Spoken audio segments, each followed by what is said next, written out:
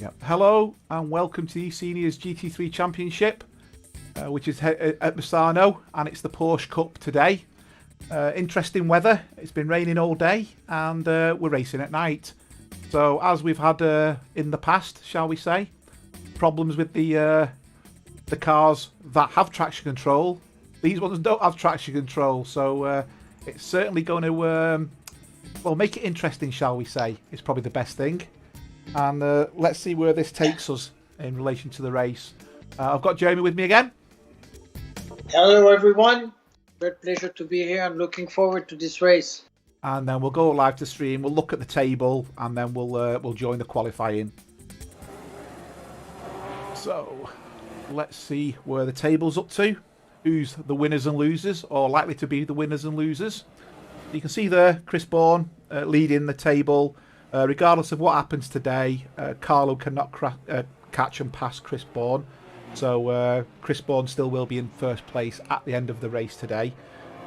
What obviously we're looking for here is Carlo to try and impact that gap as much as possible. Then we've got Dave Noble and Derek Bird, 10 points apart. And then a further 12 points behind that, we've got Petri, who's done a fantastic job in the Porsche. Terry's not racing today. He's behind that. And then we've got Steve Howells. Steve Howells is racing, so he's got the option of moving up the charts. He only has to finish, and he will move up the charts. Jonathan Wood's not racing today, so that also gives... I'm just looking at his merch. Merch isn't on the server either. So, no, it's not. So that means Merch is going to lose out on places. So some of the other drivers are certainly going to make gains here. John Saunders doesn't look like he's on the server, so he's going to lose out a little bit. Which means the likes of Peter Miles, Manuel Souza, I've not seen Souza, Souza's on there, and a few other drivers are going to make good gains today. So this table is going to change by the end of the race. Hopefully we'll keep incidents to a minimum. There was a few yesterday in the GT4. The conditions don't help, to be fair, and I think it's a case of, if you go off track, make sure you recover on track in a safe manner. So what we'll do is we'll jump on board with Chris. Chris's go-to driver. We're going to do straight, and we'll do a very quick track guide. So coming up to bend one, left, and take the corner at like a 90-degree angle. Get the car to the right so you can take the left-hander into corner 2. And then we're going to take the right-hander, which is the Variante del Parco. It's corner 3. Foot down, flat out to the end. As you get to the markers on the left, you're looking to brake. And that takes you into corner 4, which is Rio. Low on the power, get the power down, cut the corner to the right, and then again take the corner to the left, and that's corners 4, 5 and 6. We then have a straight. There's a kink in the straight, and as you can see there, Chris has made a bit of a mistake. There's a kink in the straight, that is known as corner 7, believe it or not, and this takes us up into corner 8, which is Cursia. The idea here is to try and keep it as close to the centre as possible so you can get the power down early. Obviously in these cars that's easier said than done. Power down again, left hand side, drift across to the right into corner 9. Brake hard, and then you want to drop it down, depending on the car you're in, first or second, into corner 10, which is Tramonto. And then this is a good kink in straight, if you like, flat out into what is corner 11 called Curvone. It reads as curve 1. And then keep your foot down, again, this one at full tilt, corner 12, brake hard, and then get yourself set up for corner 13, right-hander, accelerate a little bit, then brake hard again, turn right, drop the gears down to get the power on. That takes us into corner 13, and then what we're looking for here, sorry, that was corner 14, this is corner 15, and then this takes us into corner 16, which is the name of the track, Misano, and then that takes us down to the start-finish straight. So I think Chris will be doing another lap because he's just having a few difficulties with that car, shall we say. Let's jump on board with, shall we look at Derek. So Derek's currently done a 1:45. He's 6/10 up. I'll just set the timing tower up so you can see the gap, the fastest lap. And I'll put the timing tower on screen for you. As you can see, we're having a lot of contacts. We've not even started racing yet. Yes. That's incredible. Carlo's just done a 1:42.4. Now, I was watching pre-qualifying before. That's going to take some beating. I think it's fair to say. That could be very well a pole time. We are looking at the 1:42s, low 1:42s for pole here. Carlo Carlo just did 142.4. Yep. I don't think that's going to take a lot of. It's going to take a lot of beating. I don't think there's going to be a. I think Chris has got the potential to compete. I believe so. Chris needs to get his lap in though. Obviously on this tricky circuit, we've seen him make 2 mistakes. Which, if you've seen Chris Bourne drive before, watching him make a mistake, it's like watching someone plat fog. You know, it just doesn't happen. And to see him to make 2 mistakes on the same lap. Just goes to show the guy's not a robot. He is actually human. He's got blood pumping in his veins. Got a couple of guys on the stream. Hi, Nikos. No Jonathan today. No, it's just me and Jeremy. Hi, Robert. Welcome to the stream. Hi, Don. Gus, Robert, and Don, welcome. Don was saying he was on the server last night in the Porsche Cup and he was making everyone in the GT3 look bad. Yeah, actually, that's not far off. GT3 times that, is it? Big difference though, Don, is on the straight, the kink straight, it's got so much power, the Porsche, its top end is much better and it gets there quicker than the GT3. It's Right. inability to get the power down that hinders it. So if this was a dry track, I think you'd see the difference between the GT3 and the Porsche. But if it was a long track with lots of straights, the Porsche will give it a really good run for its money. I think it's fair to say. I'm going to remove the car number and put the nation on there. This is that. And what else can I show on here? Don't need to worry about that. Just getting it all set up so you guys can see everything, that's all. So I read a post from Robert saying that he didn't want to race today because he was afraid to lose essay points. But I made a comment to him saying like he's not afraid going to fish in Alaska, you know, and brave the grizzly bears. But there he is afraid of losing some essay points. Yeah, really, yeah. Robert. Yeah, he got rear-ended by 2 people. I can't think the name of one of them. Honestly, can't think the name of one of them. Actually, that could have been me. But in my defence, he did actually openly admit he broke very early for the first one, and there was no way I was going to stop the car from that speed. But I will say, in both instances, I never took him off track, so they were more taps as opposed to spin-outs. But yeah, unfortunately, you know, I didn't lose any SA points, Robert, purely because Carlo was on a faster lap there and he's gone wide because I've got SA banked. So because my SA's at the maximum, I think it starts clocking up like a reserve. But at this moment in time, I've got a bit of a reserve on the SA. So, who's this we're raiding with? David Noble's not using his windscreen wipers, so he's obviously sitting on the bonnet. So I need to sit on the bonnet because I can't see. Yeah. Actually, it's quite a good view, that. The headlights are brilliant. It is. Look at that.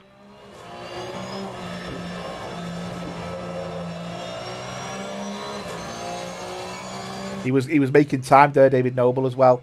I'm going to jump back to Andreas. Andreas is 4th at the moment, and he's 4/10ths up. This is going to put him to 2nd place. If he keeps this up, he's going to be knocking... Oh, there you go. Yeah. You spin me round, baby, round. Yeah. By the way, I love that song. That's good. You know that one. Yeah. Oh, yeah, I do. Yeah. I prefer the one off The Hangover, the film The Hangover. Yeah. That's a much better version. So it's very interesting. I just was following Chris, and Chris hasn't been able to put a lap time yet. He was bothered now trying to start a lap time. Yeah. And now it's funny. Him and Carlo are coming out of the pits back to back.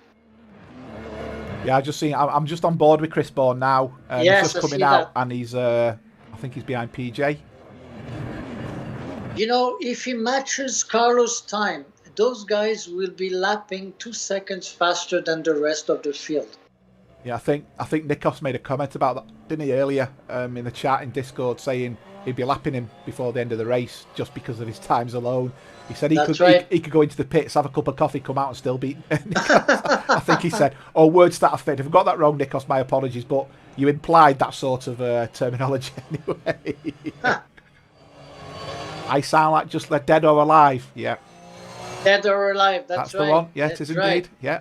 Yeah, Robert knows music. He has an amazing musical vocabulary there. I mean, we speak sometimes about music, and I know he's very knowledgeable. Hi, Jonathan. Welcome to the stream. Hey, Jonathan. Nikos, you've broken the SA system. Yeah, Nikos has found. He's found a way of breaking it. If you can't beat it, join it. That's a good one, Jonathan. Don't need that window open anymore. I don't need that window open. So I can close them down.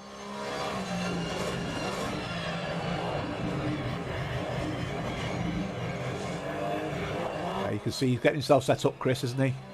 He's getting no traction though. Have you not heard the car? It's just like the others are pulling away. And he's having a hard time, and there's only 8 minutes left. But I'm sure he will find the time to.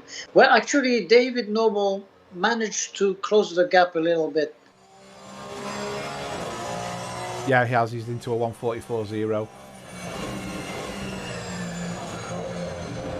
He's taking it much easier. Have you heard the engine? He's really using a feather on that throttle now, whereas before he looked like he was hammering the car. So we'll sit in with him and see the difference. You can hear him with the accelerator. You can see the revs. He doesn't want to touch the revs. Yeah. Yeah, big difference. He doesn't want to accelerate on the paint now. He'll be off. But I know he can do a 142 because he's done it earlier today. Yeah. He just didn't find the place to do it now. This is going to be a problem. PJ's done a spoiled lap. PJ's getting blue flagged now.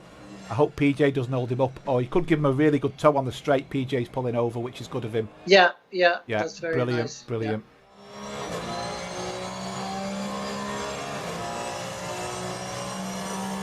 Yeah, Robert, I think this is going to be a very interesting race, observing the gap.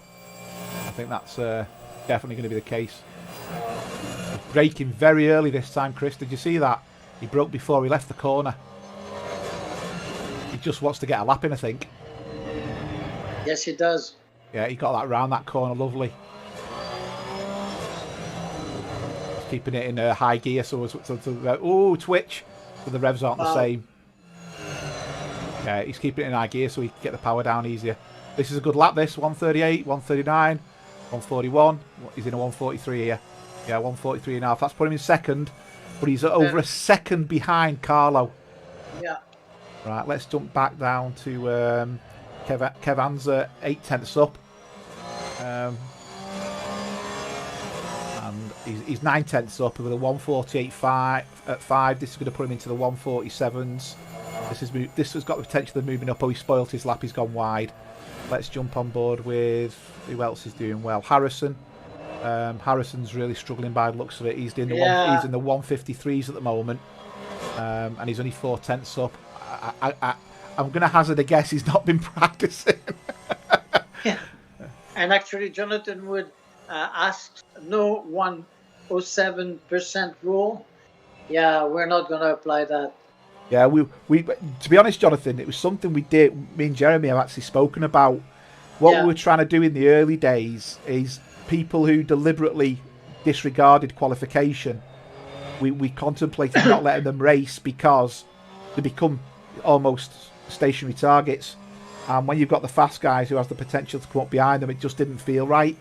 So it was something we considered. We probably wouldn't have done 107. We'd have probably needed 207 with the seniors, but it just didn't feel workable because you had people who deliberately went into those cars off there in front. You had people deliberately going into the pits, starting the pits.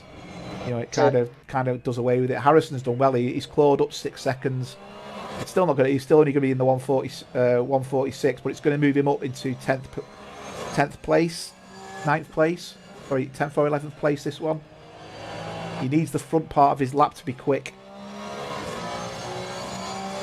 I think that's going to put him in 11th. Oh, he's gone to 12th. He's just, oh yeah, I think Bruce just put a faster lap in. I'm very deep there. He's lost the back. Oh, he's lost the back end. That's it. Once you've gone into that corner, you will lose the back end. Derek Bird. Derek Bird's 5 tenths up. He's on a 144.4, which means he's looking to do a 143.9 at the moment, which will put him in 4th place, and he'll just sneak past David Noble. Hi Dimitri, welcome to the stream. Hello Dimitri.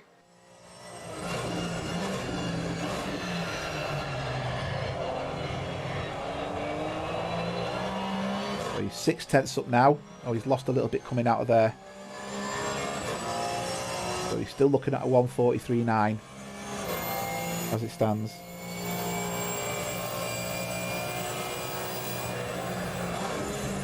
Yeah, he broke a little bit later than Chris Bourne though, so I think Chris Bourne's got time in there, me. Although he's not going out again, I don't think. I think he's. I don't think so. I think he's. Yeah. I think he's sweating. Yeah, I think this looks like Carlo is going to be in control of this race, but let's see what happens. Although we did say Mediotti was going to be in control of the race yesterday. Yeah. Oh, he's lost a little time here. Derek Bird in that last corner. He's not going to progress much. And David Noble, who's in front of Derek, is 3 tenths up on his lap. I need to go to the outside of his car because he's there you go, because he's not using his windscreen wipers. He's half a second up now, which is putting him in a 143.5, so this will put him 3rd in front of Andreas, but he's lost time there. He lost 2 tenths. He's coming up behind. I'm not too sure who that is, who he's behind. I think it might be Petri actually, I'm not too sure. Yeah, someone's flashing his lights there, isn't he? David Noble's letting them know. If he's not on a spoil, he's on a spoiled lap. That's why. Mm-hmm. The driver's on a spoiled lap. Oh dear! Oof, that was close, man. That was car. Yeah. But his lap is ruined. Actually, no, sure. That wasn't a spoiled lap. That driver had every right. That wasn't a spoiled lap. My apologies. Okay. So that driver had every right, and I know David wanted to get around the track as quick as possible, but if the driver's on a flying lap, he doesn't have to give. We make that clear. So Chris is back on track, actually. Okay. So is Carlo. I'll go back with Chris. Carlo's 3 tenths up. So Jonathan, Sim Racing Montreal is Dimitri Stathis. Yes.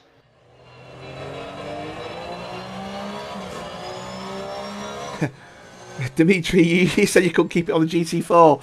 Try the GT3, and if you want a proper giggle, try the Porsche Cup.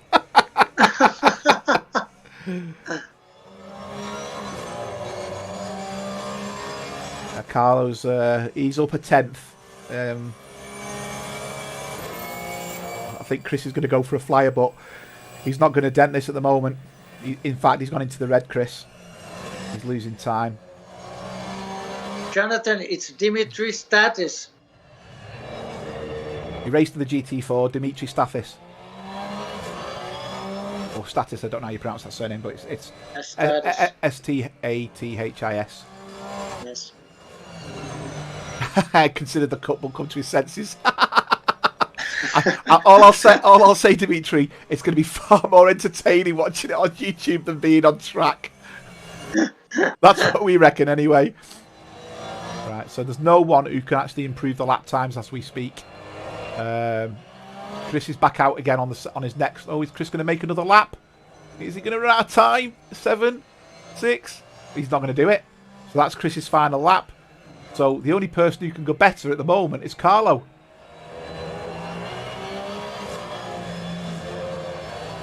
And I think when he sees Chris has given up, he'll probably give up. Carlo, almost a second faster.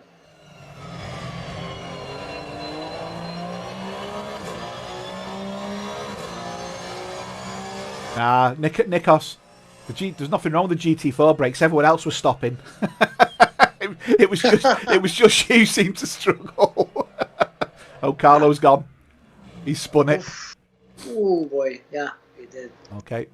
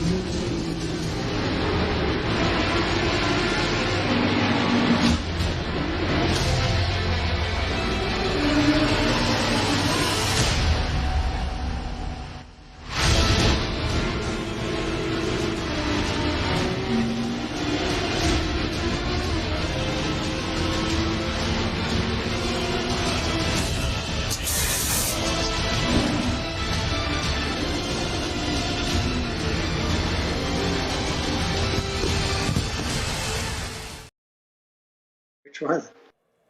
So use olive oil. I was just about to say, Dimitri, you just said to Nikos he can use olive oil to lubricate. I don't mean to be funny, but Nikos could probably brake better if he used olive branches and then pedals his car.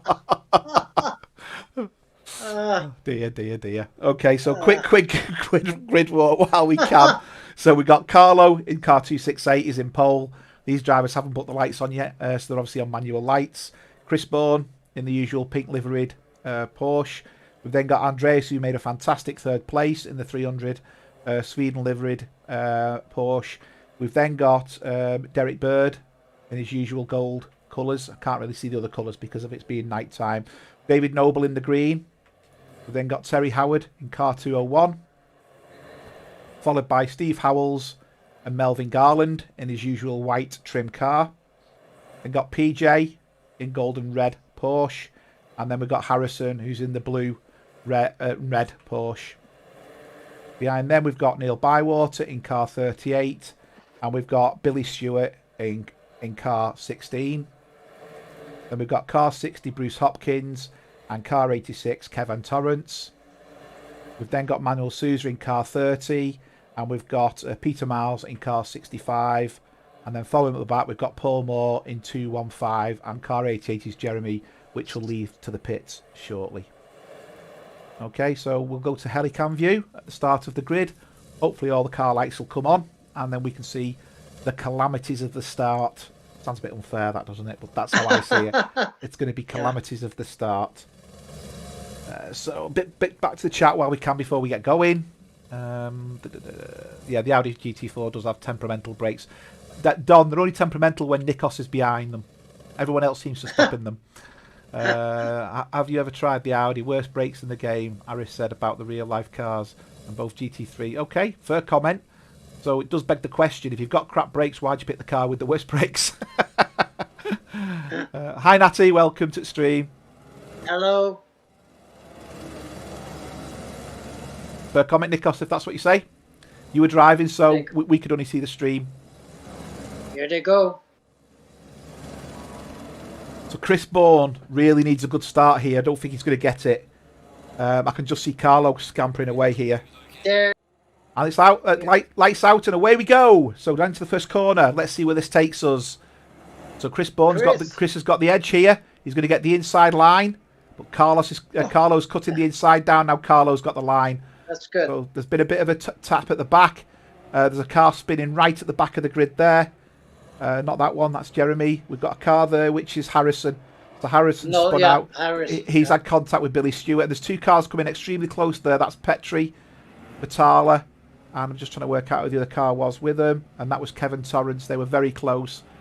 But with the exception of Kevin and Harrison, everyone seems to have made it.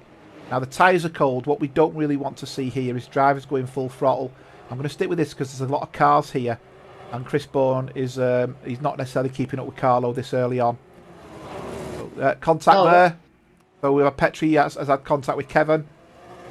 Petri's lost a lot of space, a lot of time there, and he's now trying to recover. In fact, he's lost 6 places as Petri or PJ. And I think that was really down to missed braking points. Oh, another car spinning out there. That was Kevin. Oh, he nearly had an unsafe return. Deary me. Oh.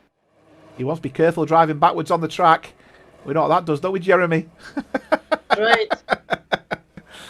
Right. But, you know, when I got disqualified on Monday, I wasn't driving on the opposite side of the track. I found a shortcut, and I got on it not to be on the grass, and that's where I got disqualified. Terry Howard's gone off. He's now gone back down to the back, so he's going to be joining Kevin at the back there now. Carlo's already 2 seconds clear of Chris Bourne. Wow, incredible. Already. Derek is third now. Yeah, Derek's putting pressure on Chris Bourne. You see Carlo's just running away with this, so let's go to the back end of Chris just to see how much Derek is gaining on him. I mean, the gap is over a second, so you can hear the tyres not squealing so much, but grating around the corners at the moment. Chris does really need to get his foot down if he can catch Carlo, but I don't think Carlo's in that sort of mood at the moment. I'm just going to jump to Neil Bywater, who's putting pressure on Billy Stewart. Now you can take here if you've got the kahunas up the inside, but Billy's defending it. If you get the run, you can go up the inside. But what he's going to try is the old switcheroo, go deep and come back out with your foot down early. But Billy's had a nice angle coming out of there as well, so he's actually managed to keep that position. I do think though Neil's going to get a good run on him on the straight here. Billy's took that angle all wrong. He's not going to get the exit he wants there. And Neil's struggling getting the power down as well. And off we go. So yeah, Peter Miles is only 1.8 seconds off this battle behind. So Peter's running well. His driving's improved immensely over the last few races, to be fair. It's really good to see these drivers with their improvements. I feel, oh, there's Billy gone deep. I feel sometimes quite privileged to do this. And the reason why I say that is because I do it regularly. I see all the drivers on track at the same time. And unfortunately, we spoke too soon.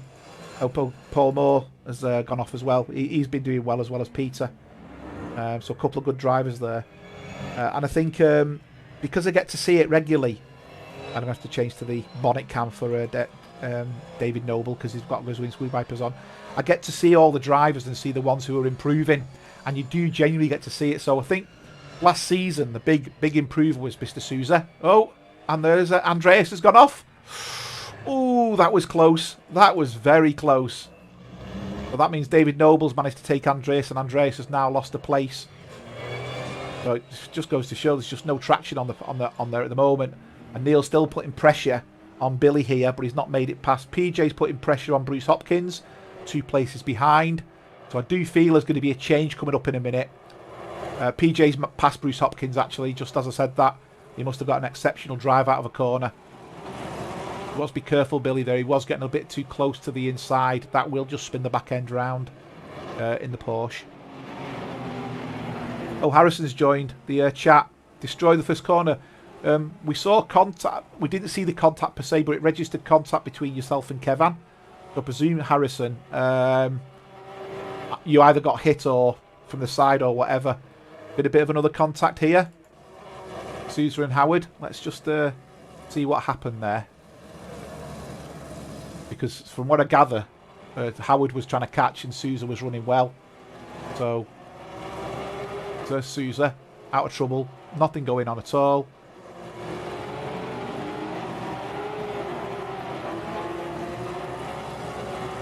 Yeah, definite contact there, wasn't there? Oh, yeah. Yeah. So I think Mr. Howard's got that completely wrong. He's waiting there, but he's already had a bit of an excursion as Howard. I mean, at least he's waiting, to be honest. And he's going for it again now, Terry, there. He's now finally made the pass. I reckon, though, Sousa's just thinking it's not worth racing it. You know, if I'm gonna get hit again. You can see Sousa was very tentative there into that corner. Mike is asking you to put the... yeah, I've already done it. The intervals. Hello, Mike. And hello, Michael. Hi, Mikhail. Hi, Mike. Yeah. I put the intervals up. Hi, Stefan. Hello, Stefan. I don't think I've said hi to yourself. I think I've covered everyone in the stream at the moment. Neil Bywater, after his fantastic run, has now tumbled down. He's gone off. No contact. Oh. Self-inflicted. No. But look at the gap now. So he's lost 3 places, which means Peter has moved up. So Peter's now putting pressure on Billy Stewart. He's being closely followed by Vitala. Mike, I like that, Michael. Mikhail, sorry. I'm out walking my dog tomorrow. When I wake up, I'm a senior. Brilliant. Well, if I don't speak to you tomorrow, have a fantastic birthday and welcome to the club. Yes, absolutely. So I am stunned to see that Chris is literally 5 seconds behind Carlo. Carlo is completely dominating this race. Yeah. Yeah, he's walking. And Derek and Derek is Peter Miles. Peter Miles. Yeah. Got disqualified. Oh, he went the wrong way. Ah. Terry Howard's had another excursion with somebody. He's going to be if all these complaints get put in, he's going to be racking these points up his Terry. Crikey, so, Charlie. I wonder how many drivers will be left on track in 37 minutes. Yeah, so I take it. I didn't see the incident with Peter, but I take it he spun and carried on driving when he was facing the wrong way. If he's being DSQ'd, he must have done. Okay, so yeah, it's getting quite interesting this because obviously we've lost one car and it's showing Andreas is going slow, but he's not. But Mike's saying a youngster at 50. I'm only 50, Mike. I was 50 earlier in the year. No, another car. That's fun. I don't know. Bruce Hopkins. Bruce Hopkins has gone off. Hopkins. He doesn't want to drive against the traffic. Oh, he's got away with that one. Yeah, it's tell you what, it's claiming its victims. This track, innit, in this car. So all those who opted not to race, you've got a little wry grin on your face there because I can see exactly your reasoning behind that. You can see Neil Bywater's just managed to pass PJ Vitala, and he's hunting down Billy Stewart again, but he's 10 seconds behind Billy. But that'll be an incentive, that, for Neil. There's going to be an incentive. The fact that he was so close. That's the only close battle I know. on the track right now. It is indeed.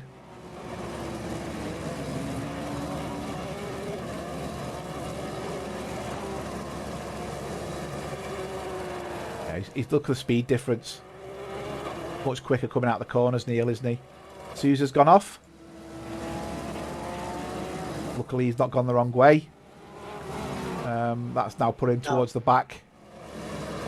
PJ's been passed. Billy Stewart's gone off. And there they come to pass him. So Neil and PJ going to get Billy, are they? Oh, he's just managed to get himself in front. He's got the run of the track. His tyres could be dirty, though. Coming into this corner under full braking. Terry Howard's gone off again. Terry Howard's gone off. Peter Sousa's gone off. They made contact. God. They made contact. I think that PJ. May have...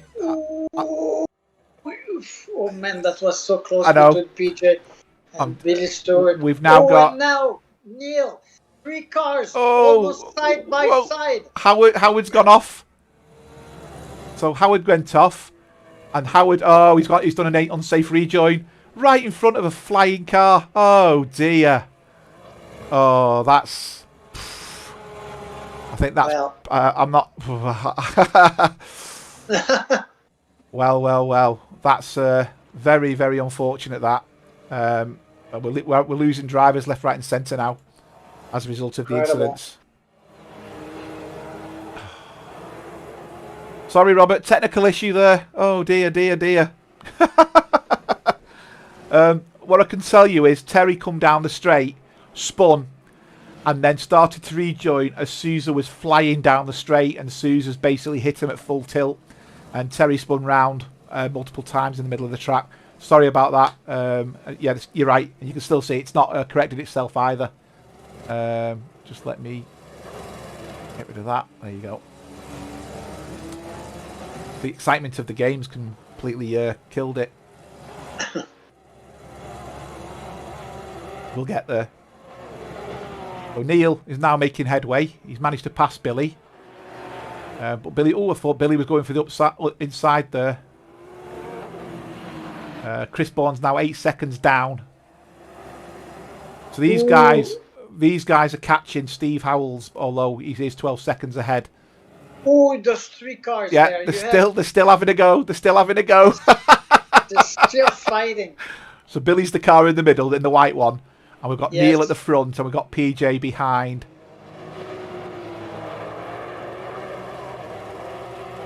So he's a hospital. Well, looking at his car, I should imagine he's needs a whole new front end on that. I think the engine was out and everything. The engine block. They've both gone into the pits. They've not quit. Is ACTV a purchasable app? It's not, Stefan. It's a subscription application. Yeah. We were involved in the beta testing of it, so I've come up with a few ideas and suggestions which they've included in the game. So you know, I think we do get it at a little bit of a discount from a usage perspective. It's a great tool. It's a great tool. I mean, the replays and stuff, the animations, that's all my own. I use a Stream Deck, and consequently, they do play up. Or if you press the wrong buttons at the wrong time, you know, it can cause you no end of problems, really. Michael knows. Sousa is not in the hospital. He's good. He's in the pits right now. Yeah, there you go. You can see him and Terry are fighting in the pits. So Terry's now leaving the pits. They've had a good what for, and they're now coming out of the pits. So this is Steve Howells against Melvin Garland. So Melvin's in fantastic position here. He's in 6th. But if you've ever watched Melvin race, he's so calm. He's so consistent. Lap after lap after lap. Mistakes. Very, very few. Very, very few. He tends to pick a very, very stable car. And he knows what the limits are. And when everyone else is falling off, you're laughing. You know what I mean? Stefan, for reference, there's a free piece of software that comes with ACC called Broadcaster. And it's free. And you can do very similar to what ACC TV gives you.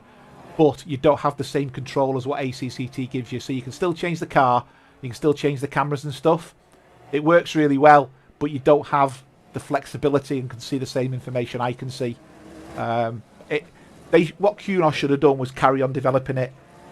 It would have been an awesome tool. It would have really been an awesome tool. And they'd have realised the shortcomings and worked out the shared memory space, which is how the game works, to share the data. And then you could have had a lot more information from the game, which we can't. So we can't see the speed unless we jump on the hood and things like that. Steve's having a bit of difficulty catching Melvin here. Yes, he's trying. Nice little battle there. Yeah. PJ's past Billy Stewart now.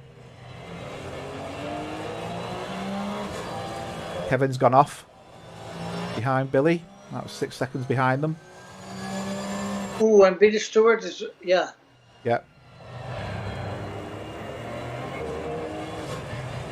Yeah, Billy Stewart's now behind PJ, so they're battling. Pretty close. Yeah, just jump to that one a second. You can see there. Broadcasters are free. I can send it you in Discord if you want. It's a very small piece of software, and all you do is you just run it up, connect to your when the game's running, and off you go. You've got to have the game in broadcast mode.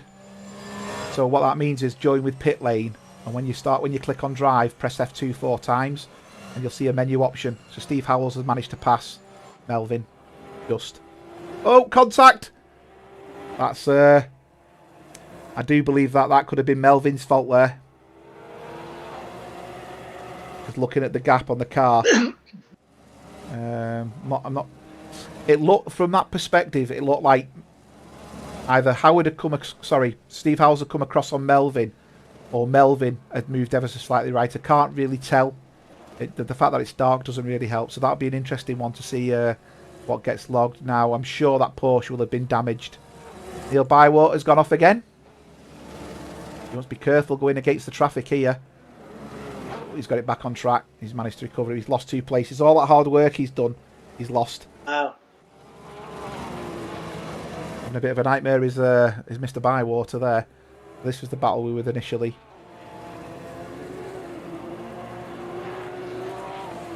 No, it's not from race department, Nikos. It's part of, as I said, it's part of Kunos. So, if I show you, in fact, Dimitri, if I've got you in my contact list, while watching this race, if you go to your Discord and your PM, you'll see a test client.zip. That's all you need. There's a README file in there. Read the README file. Set your relevant JSON file up in the server folder, and off you go. Start up the ACC, connect to a server as pit lane, go into it via broadcasting, as I said, and then what you can do is connect broadcaster to it, and you can control the cameras, you control the car. When you start broadcaster up, click connect, and then maximise the screen, because you can't see half of what's on the screen. That's probably the easiest way to explain it. But it is free. It comes with the ACC server. It's part of the SDK, the software development kit. I started writing my own version, but the API and the shared workspace is a nightmare to use.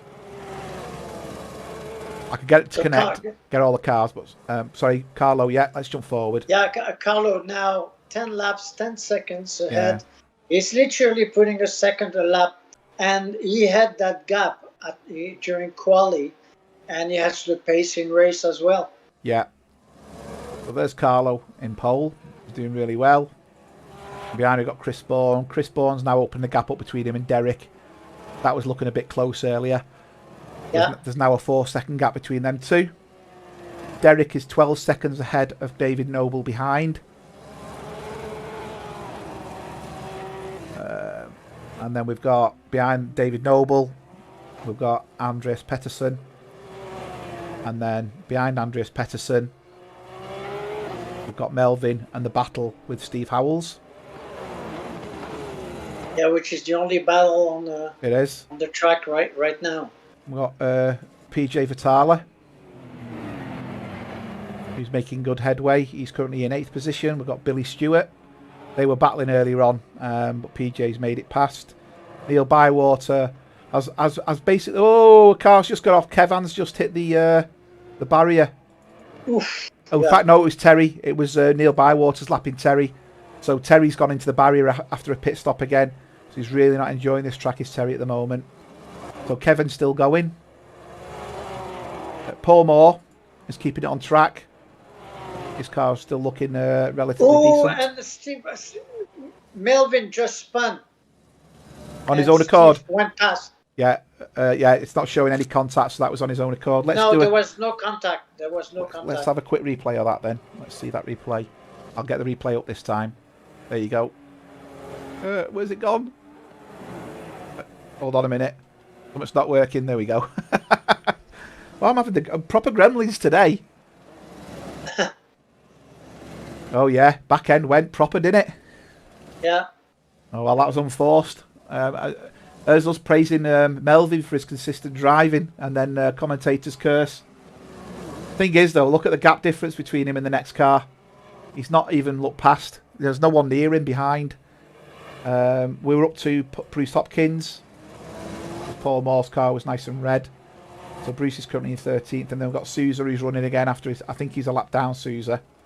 And then Terry, who's really been fighting with the car. As Stefan would say, he's not managed to tame the exorcist. There's currently no battles. So what we'll do is we'll sit on board with Billy. Billy's the closest to someone else. And just go back to the chat. So, I've sent you that, Dimitri. Are you a geek, Mark? No, I'm not. I'm a very techie person. So before the role I do now, I was a computer programmer. So I can still program, and consequently the likes of communicating with ACC from software was something I worked out by looking at their code and reverse engineering it. But the objects themselves, or the things you use to talk to the game, it wasn't consistent. So it was almost a project I've shelved. I've still got all the code I've written behind it, and it was. I had a lot of ideas for it, and one of them would have been to make money out of it, and it'd have probably sold for a fortune, to be honest. But the guys who are writing ACTTV are a team. They're a team of developers. I'm one, so there's no way I could compete. And obviously, finding time to do something like that is very, very difficult to put the effort in and put the time in. So from that perspective, I couldn't really carry on with it. That qualifies as being a geek. Okay, that's fine. I will say I get asked a lot of questions about computers and that. So Mikhail's referred to me before today, and I think I've helped Rob Hoopy out before today as well. So I'm quite happy to put a level thought process into problems, if you like. And if you saw me set up here, which I did share a screenshot yesterday, you probably would call me a geek actually. It's like a flight control room in here at the moment. That's right. It's gone really quiet now. It's like there's nothing happening. Chris managed to slightly close the gap by actually he closed the gap by a second and a half. So is he coming back? It's the question. Let's have a look at the lap differences then, shall we? So what we'll do is we'll just for a couple of laps we'll put the split on the screen. So you can see there Chris Bourne was a second quicker last lap. Is that Carlo backing out a little bit, do we think? And therefore, or do we think Carlo's just playing games? Everything's possible. Or has Carlo had to pass back markers? Yeah, that's a good point, actually. Because that's something we don't get to see in this environment. I don't get to see where the back markers are, or who's passing who. I mean, I could probably work it out. Who's car 215 and car 286? 215 and 286. 215 is Paul Moore. Oh, 268. So Chris Bourne, sorry, Carlo's catching up Paul Moore now. So let's jump on board. There you go. Carlo's catching up Paul Moore, so I don't think Paul Moore will get out of the way. And that's not a nice corner to meet someone on anyway, but you can see Paul Moore's going to stay left here. Don't fight into the corner. You got to wait here. That could have gone wrong on so many levels, that corner then. I think Paul Moore's idea of not moving was probably the wisest. Where he did force Carlo to go wide a little bit. Sousa's got off track again. But Terry Howard's a lap down, so Terry's not going to catch him, I don't think, at the moment. That was Andreas who's just passed, so Andreas is currently running in 5th place.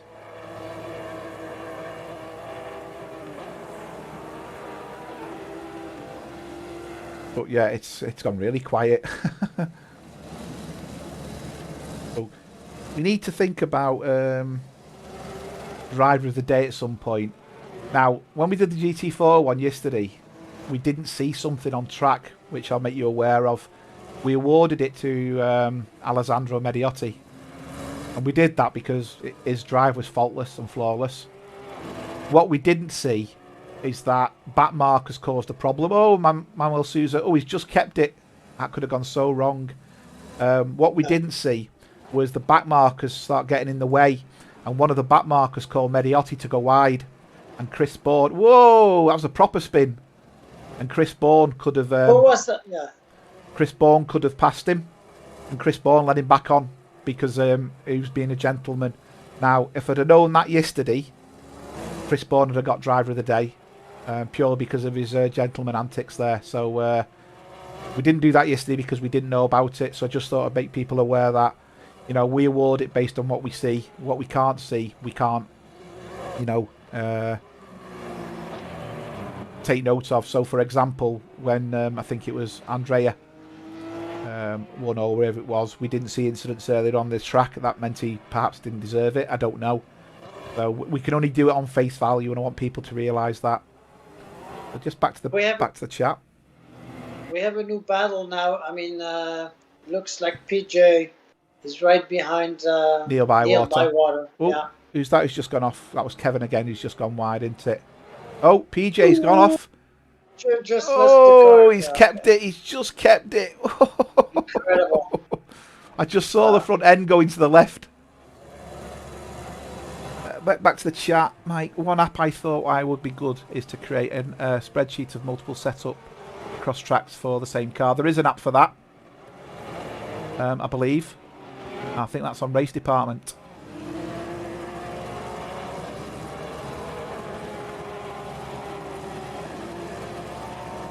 Admin's curse, yeah. So, it's really... in fact, Sousa and Howard are 3 laps down, purely because of the stints in the pits. That's it. But they're still going to get the points for finishing. Yes, they will score points, but Kevin's gone wide again. The gaps between the cars is pretty high. I cannot believe Carlo pulled the 12th, almost 13-second gap with Chris.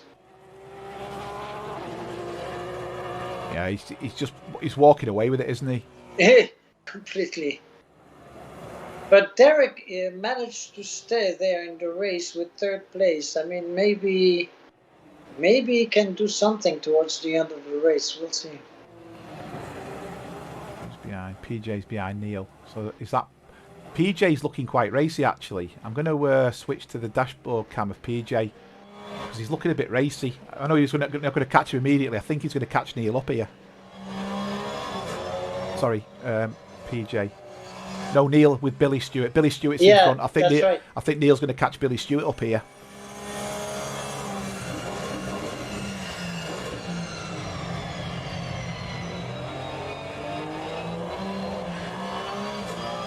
Yeah, that's quite easy to do that, Mike. Again, I used to write a lot of macros in Excel, and it's amazing what you can do with macros. You can write full systems with macros. Carlo Rayman Van Brabant, there's a name for you from Robert. But who's on first base? That's what I want to know. Who's on first base? Only TV geek will know what I'm referring to there.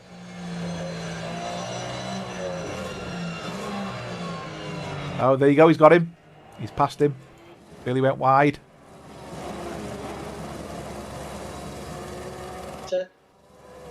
And Billy's under pressure now from PJ. No, that's not PJ actually. That's Terry Howard. It was a back marker. That's Terry Howard, that. So I hope Terry doesn't... I don't want Terry to go down diving on the inside here and causing problems.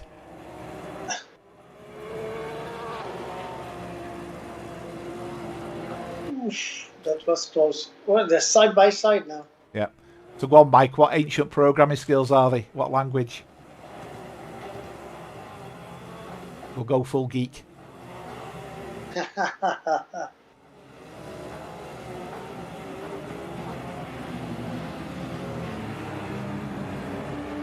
show who's going to catch who here. So Terry's now back on course again. So let's see if we can jump on board with Billy. I don't think we're going to see anyone catch anything, but we'll jump on with Billy for a bit. Basic 1.0.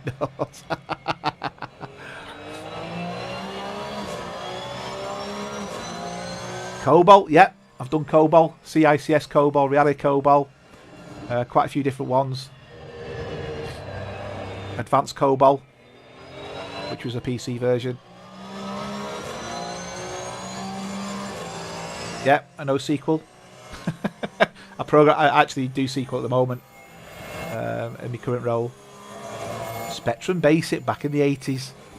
And the ZX80 book. Wow.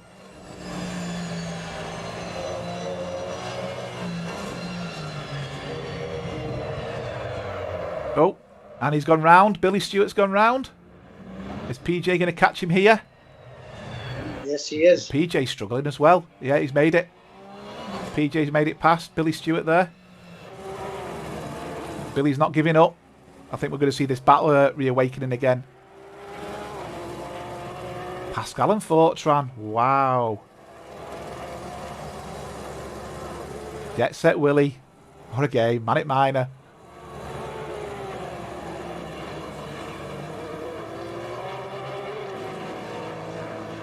Assembler 8088. Wow. It's all coming forward, isn't it?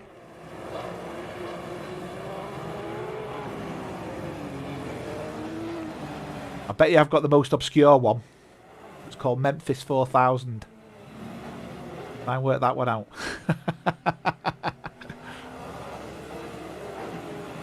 Yeah, 48. Well, 48. To be fair, the 48K never had a cassette.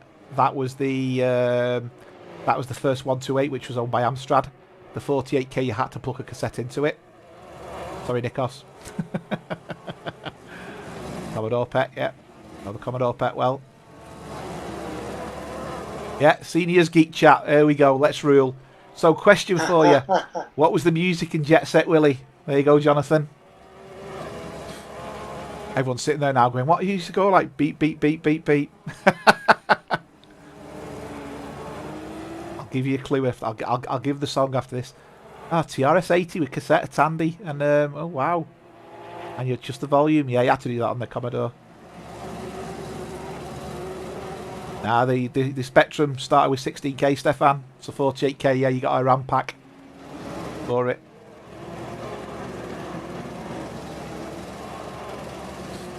Anyone with the music then on Jet Set Willie without doing a Google? If I was a rich man. Yeah, you get it. And Billy's took PJ again. PJ went a bit sideways. Yeah, Tandy computer. Programmed on a Dragon 32. Yeah, that was an experience program on a Dragon 32. Huge machine. Huge machine.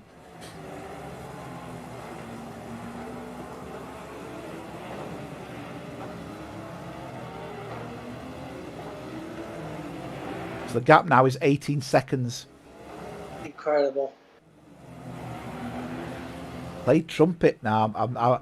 I haven't got a single musical bone in my body. Play trumpet. Yeah. Not a musical bone in your body, so that was one area of... oh, there's been a change. PJ's gone wide and Kevin's took him now.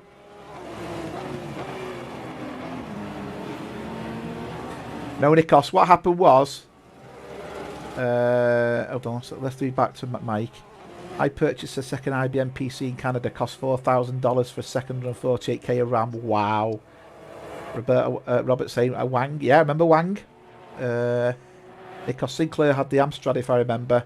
No, Nikos. So what it was Sinclair was developed by Clive Sinclair. And eventually he got into financial difficulty, and Alan Sugar, founder of Amstrad, bought it out and changed it from the black machine with the rubber keyboards, from the black machine with the black keyboard with the indented keys, and brought out the 128 Spectrum that looked like an Amstrad CPC 464 or 6128, one of them two. ZX81. Now you have the ZX80 and the ZX81, and the ZX81 was 1K, if I remember.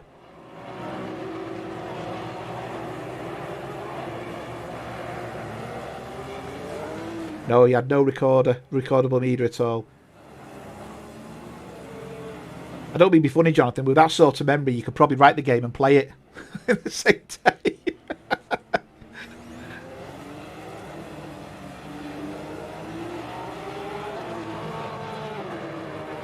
So they brought out the Spectrum, then they brought out the plus 2, then they brought out the 128.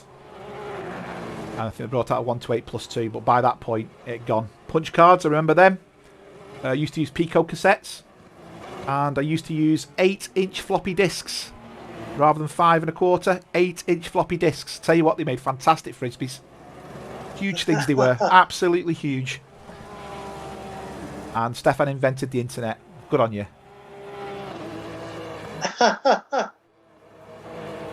It goes to show just how fewer battles are on track when we're talking Geek City, doesn't it? And yet we've not lost any viewers, which is absolutely amazing. Yeah. there's loads of thumbs down, mind you, a bit, but... Well, it's because I realized there's a bunch of geeks there watching along with you.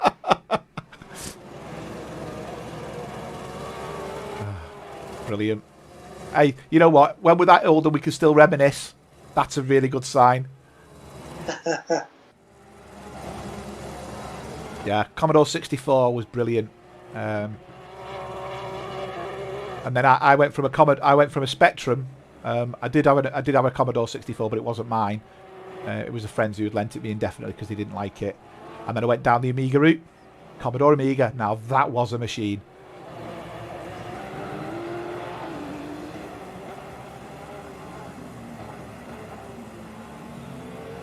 Well, Jonathan, I've just said it. The Commodore Amiga blitzed the Commodore 64, in my opinion.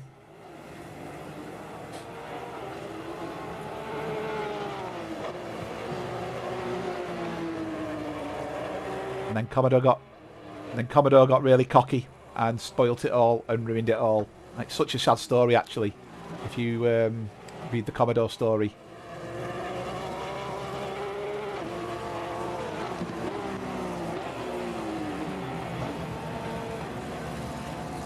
Battle's still going on here. Kevin's trying to pass Billy here. I think Kevin. No, this is position. This.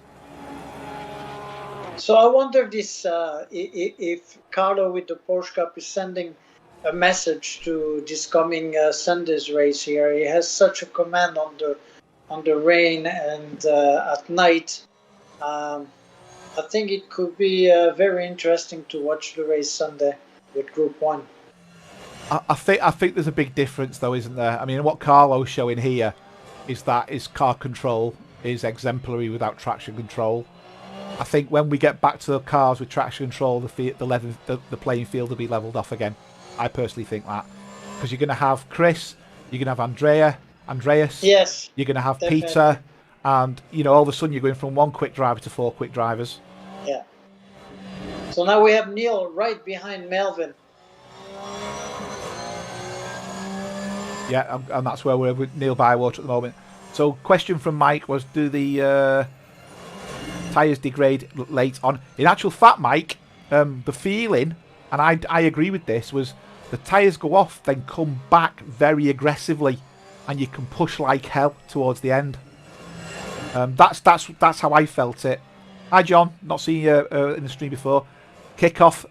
I'm sorry. Sensible Soccer 2 was the game, as was Cannon Fodder, if anybody can remember them 2 games. Those bombs when it crashed. I presume we're on about a game. Oh, and Neil just lost his car. Neil's gone off again. Wow. Melvin's carrying on, completely unaware. Be interested if Neil can gain. Neil's up and running again. He's only 5 seconds. Oh, he was up and running again. Don't go against the traffic. Oh, that could be a DS. Wow, oh dear. Oh, that was so close to a DSQ. He was very lucky. He was very lucky. You could just see the car was pointing the wrong way.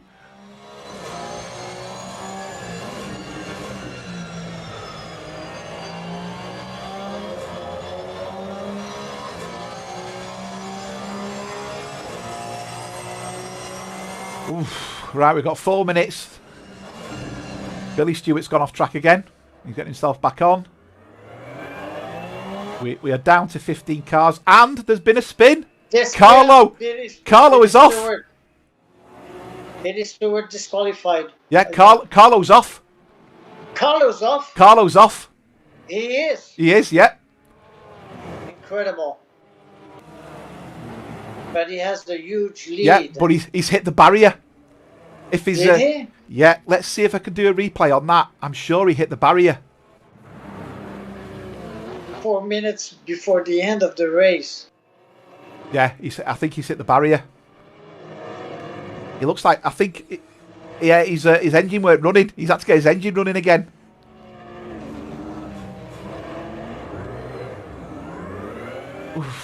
Wow.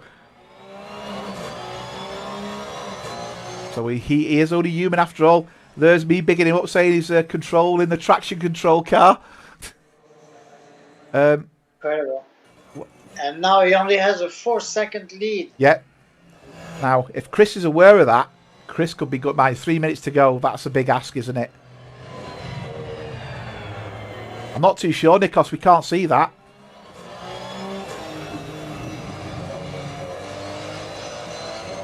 Cannon Fodder was a great game, John. Whoa. What is it good for? No, that wasn't the song, was it? It was the one with the red rose. War is never going to be so much fun. That was it, wasn't it? Never been so much fun. That's it. That was Cannon Fodder.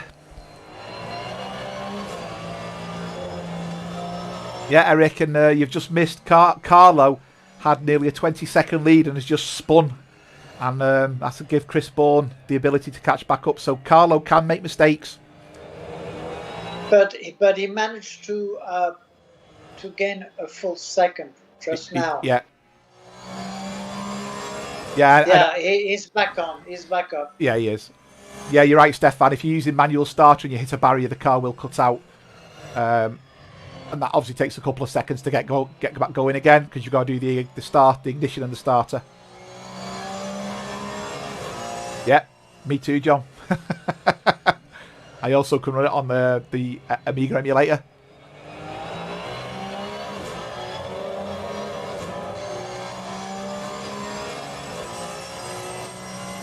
Yeah, he's pulling away again now, isn't he? Yes, he is. That could have got really interesting, couldn't it? So 2 minutes to go. Oh, he's really taking his time now. He's braking very early then, was Carlo. He knows how to build drama, doesn't he?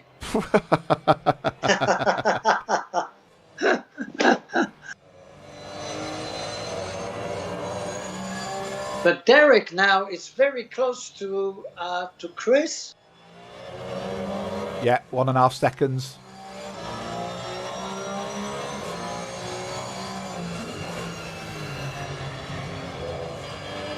Yeah, it's 1 minute left to go though, so that's a very good race from Derek Bird, by the way. Yeah, very clean. Yeah, very clean, very consistent. The top three really had a great race. And now look at this. Carlo falls another couple of seconds. Yeah, Carlo's last lap was 4 seconds quicker than Chris's. A 1:43.6. Chris was a 1:47. Derek's is a 1:45. Derek's catching Chris over 2 seconds ago here. Yeah, so Chris is having some kind of issues there. Neil Bywater's gone off again. Wow. If nothing else, Neil's going to know the side of the track intimately at this rate. Yeah, I'll agree with that one. Driver of the day. Let's go for that one. Let me get that set up. Yes, definitely Carlo.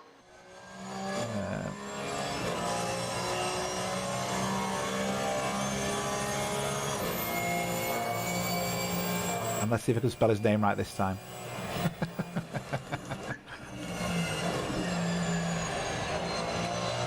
Yeah, that's better.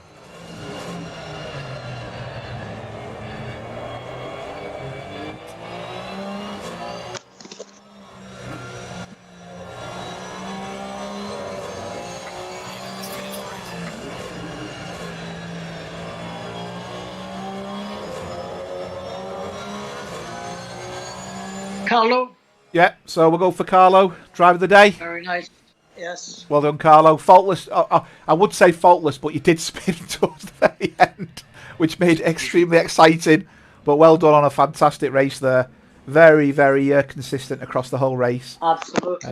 Very well done. The action on the race was more about cars going off rather than obviously cars hitting each other. Yes, there was a couple of contacts and a couple of incidents, but I think those who decided not to race on this track, who were worried about SA, really know what a lifesaver it's been not going on the track. because this. I mean, Robert, you don't like losing SA. Crikey, this had free fall SA written all over it potentially. So Steve Howells has done really well, coming home in 5th place. So he's going to get a good rack of points.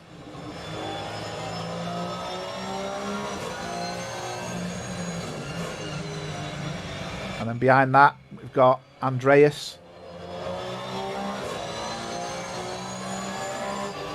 Andreas's car's looking worse for wear.